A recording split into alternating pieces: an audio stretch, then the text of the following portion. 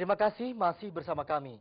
Badan Nasional Penanggulangan Bencana Nasional (BNPB) mengatakan kebakaran hutan di kawasan Riau dalam 5 hari terakhir terus meningkat, di mana pada Selasa pagi terdeteksi terdapat 228 titik hotspot di Sumatera. Dengan banyaknya titik hotspot menyebabkan semakin pekatnya kabut asap yang menyeliputi kota Pekanbaru Riau.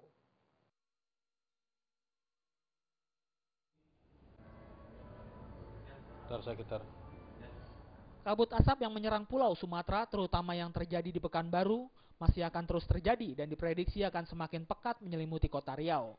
Hal tersebut berdasarkan pantauan yang dilakukan oleh Badan Nasional Penanggulangan Bencana (BNPB) Pusat pada hari ini.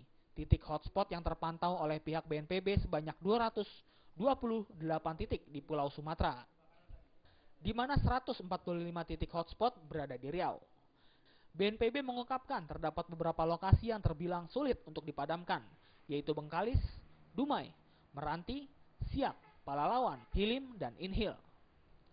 Kepala Pusat Data Informasi dan Humas BNPB, Sutopo Purwo Nugroho, mengatakan banyaknya titik hotspot membuat kabut asap semakin pekat dan jarak pandang hanya mencapai 200 meter.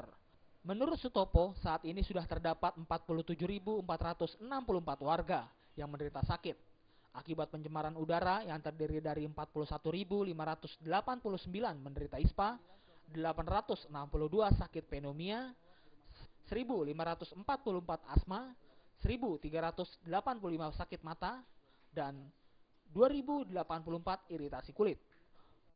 Nampaknya kebakaran hutan dan lahan makin meningkat dibandingkan dengan 5 hari terakhir.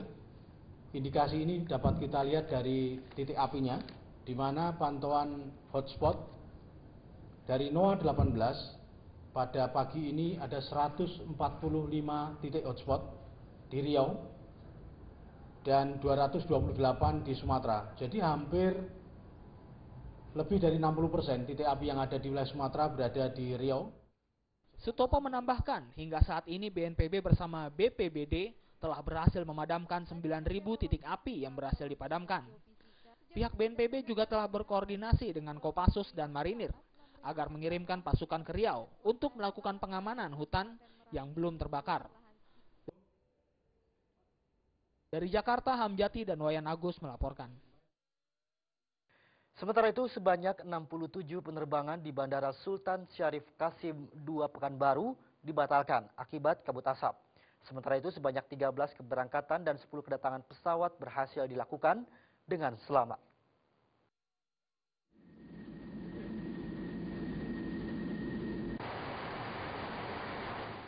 Inilah rekaman video amatir yang diambil oleh seorang prajurit TNI yang ikut melakukan pencarian jalur udara beberapa saat setelah lepas landas dari Pangkalan Udara Suwondo Medan, Sumatera Utara.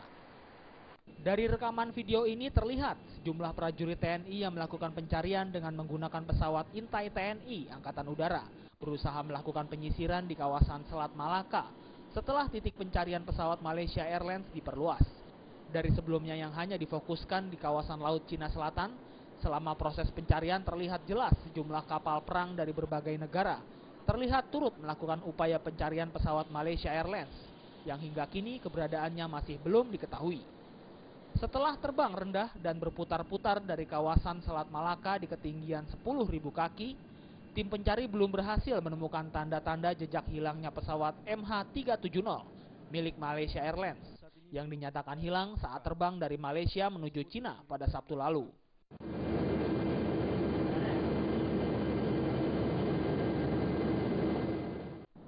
Selain tim pencari dari Indonesia, 8 negara lainnya yang turut melakukan pencarian yakni Malaysia, Cina, Vietnam, Singapura, Amerika Serikat, Australia, Thailand, dan Filipina.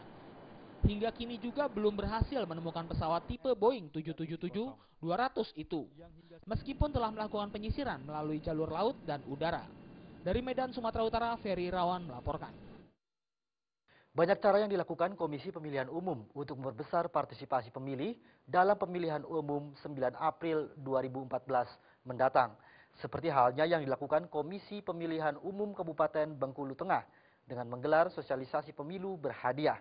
Menariknya, hadiah yang diberikan kepada pemenang bukan hanya barang-barang elektronik pada umumnya, tetapi hewan ternak berupa sapi dan kambing.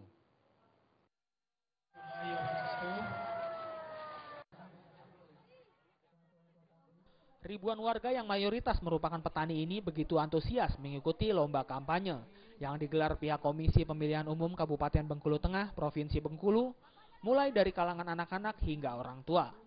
Betapa tidak, tingginya animo warga ini tak lain dan tak bukan untuk mendapatkan hadiah utama yang disediakan panitia penyelenggara. Tak seperti jalan santai pada umumnya yang hanya memberikan hadiah berupa barang-barang elektronik. Di sini pihak KPU spesial memberikan hadiah berupa hewan ternak, yakni 2 ekor sapi dan 1 ekor kambing. Di mana untuk mendapatkan hadiah sapi dan kambing tersebut tidaklah mudah. Warga diwajibkan untuk mengikuti jalan sehat dengan menempuh perjalanan sejauh 5 km. Selain itu mereka juga diharuskan mengisi formulir undian yang telah disediakan panitia. Hadiah ini merupakan salah satu rangkaian kegiatan pengefektifan sosialisasi pemilu yang dilakukan KPU setempat. Pasalnya masyarakat di Kabupaten Bengkulu Tengah mayoritas masih tinggal di daerah pelosok dan pedalaman yang tidak bisa mengakses informasi melalui media.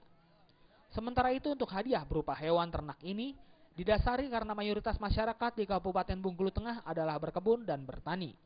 Saya tanyakan sekali lagi bahwa pemilu ini adalah kebutuhan kita sendiri sebagai rakyat. Setuju kan? Terima kasih. Nah oleh karena itu kami mengharapkan sebagai penyelenggara pemilu sangat kami harapkan jangan pernah satupun. Pihak KPU berharap dengan sosialisasi ini dapat menekan angka golput sebanyak 76.000 lebih mata pemilih yang terdaftar.